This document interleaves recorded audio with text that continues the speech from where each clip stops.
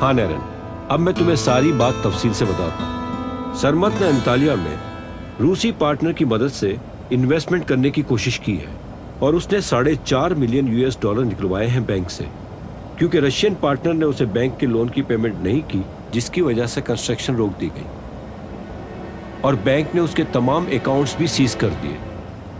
मगर अब कुछ वक्त चाहिए होगा उसे इस मसले से निकलने के लिए। अब तुम अच्छी तरह समझ गई होगी। श्योर। बहुत हो गया। आप इस पागल इंसान को छोड़ क्यों नहीं देती? आपको कोई मजबूर तो नहीं कर रहा इसके साथ रहने को?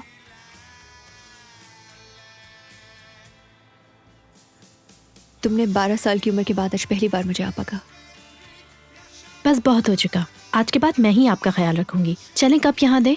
खाली पेट कॉफी नहीं पीते, आपने कुछ खाया भी नहीं है। चलें, उठे, आप फ्रेश हो जाएं। चलो मेरी आपा, कुछ खा लो, मुझे बहुत भूख लग रही है। उठो उठो प्लीज प्लीज। मैं बहुत अकेली हूँ इमरान। आपा बिल्कुल भी अकेली नहीं है, मैं हूं ना। आप ऐसा क्यों सोचती हैं? आपकी जो भी परेशानियां मुझसे शेयर करें। अब तो मेरी फराद से शादी होने वाली है, आपको खुश होना चाहिए। आपको ही देखना है अब सब कुछ। तो क्या उसने तुम्हें प्रपोज कर दिया? अभी तक तो नहीं किया उसने मुझे। आजकल घर की डेकोरेशन में लगा हुआ है वो, मुझे लगता है जल्द ही कर देगा। मैं बहुत खुश हूँ तुम्हारे लिए। आप जानते ही वालिदैन के इंतकाल के बाद मैं कितनी मुसीबत में रही हूँ। काफी अरसे तक तो मैंने लोगों से मिलना जुलना भी छोड़ दिया था, लेकिन अब मुझे कोई मिल गया है। अब मेरी बड़ी बहन है और मैं ये कभी भी नहीं चाहूंगी कि फराद मेरी बहन के बारे में कुछ भी बुरा सोचे। मैं उस पर साबित करना चाहती हूँ कि मैं कितनी काबिल हूँ और उसे दिखाना चाहती हूँ कि मेरी भी एक फैमिली है। आपको मेरी मदद करनी ही होगी। आपा प्लीज।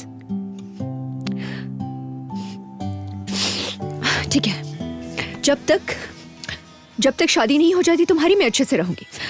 कैन का मसला गया बाहर में। हम सब मिलकर रात को डिनर पर चलेंगे। नैरिन भी होगी वहां। नैरन के बगैर पहले कभी डिनर किया है जो अब करेंगे हम?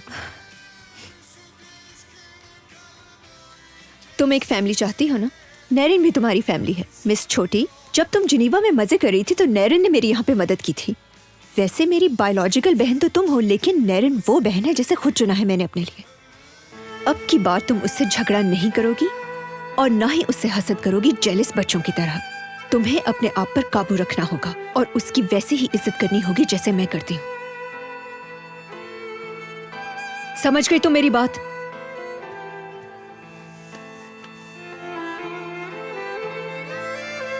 कभी नहीं समझेंगी।